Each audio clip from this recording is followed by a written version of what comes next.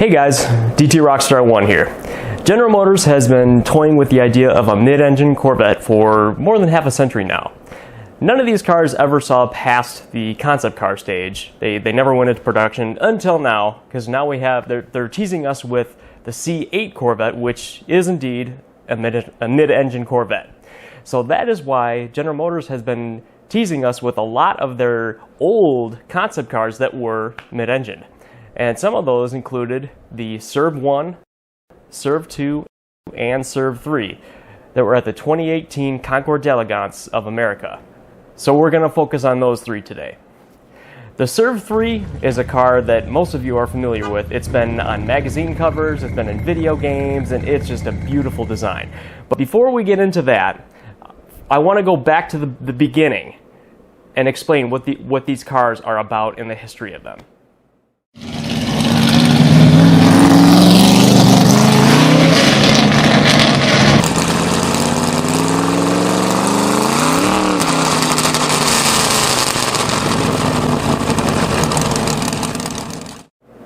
Back in 1955, there was a horrible crash that happened at the 24 Hour of Le Mans involving a Mercedes.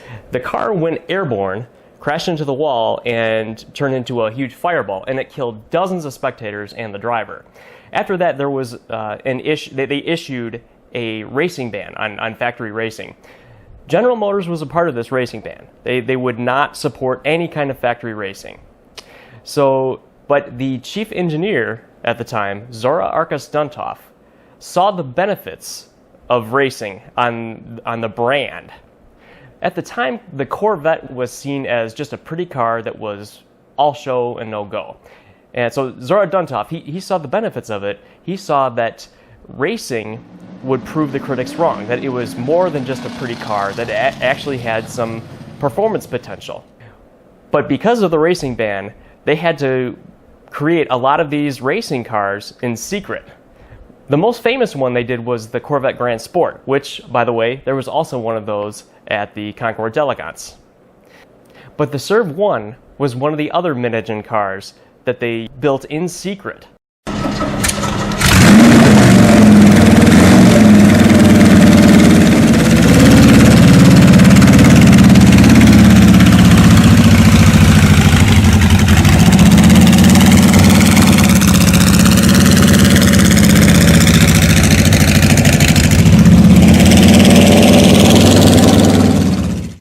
And CERV stands for, or used to stand for, Chevrolet Experimental Racing Vehicle. Well, that didn't last very long because they realized that if they have the word racing in there, well, GM Corporate's going to find out that they're going racing and they're going to kill off the project. So pretty soon they changed it to Chevrolet Engineering Research Vehicle. That way it was less obvious and they're less likely of getting caught.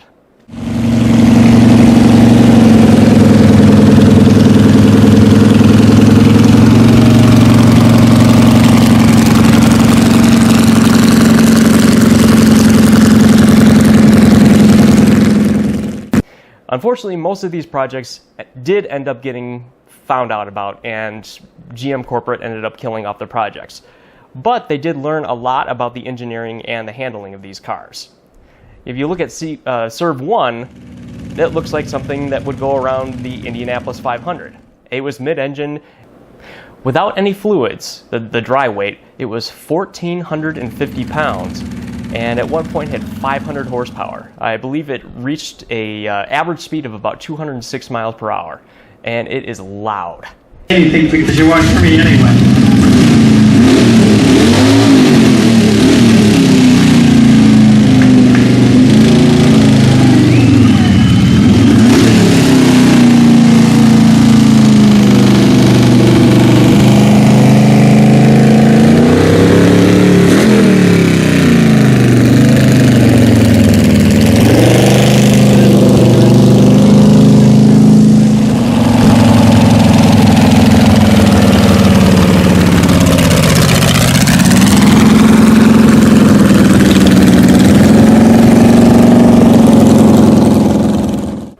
Now CERV 2 That was another one. I don't know much about this car, unfortunately. And unfortunately, this one didn't start up because I think it was low on battery at the time.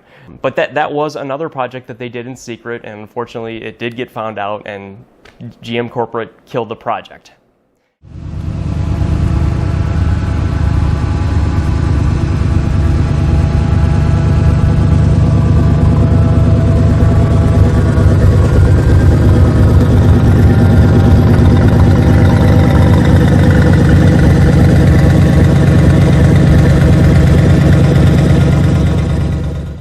Now, CERV 3, this is the car that you're all familiar with. It debuted at the 1990 Detroit Auto Show, which really upsets me because the first year that I went to the Detroit Auto Show was 1991, the following year, so I missed out on seeing that, but at least it's not far from where I live. But this car was a technical marvel.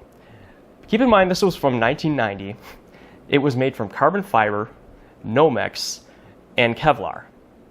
It had all-wheel drive, four-wheel steering, it had carbon fiber brakes, it had an active suspension done by Lotus. It was just a technical marvel. And it also had one of my favorite features, which was pop-up headlights. And look, it winked at me.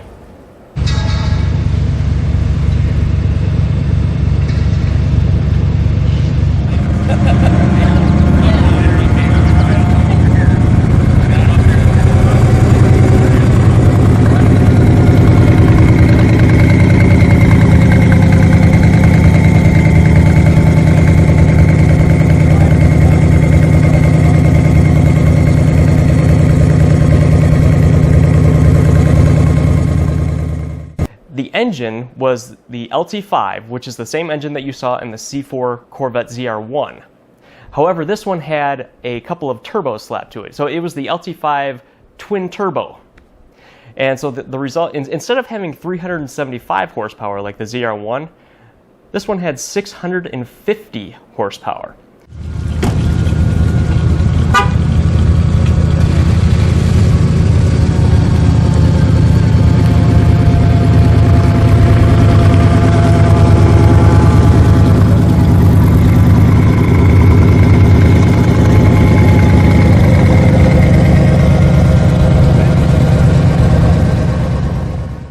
And the result was 0 to 60 in 3.9 seconds and a top speed of 225 miles per hour.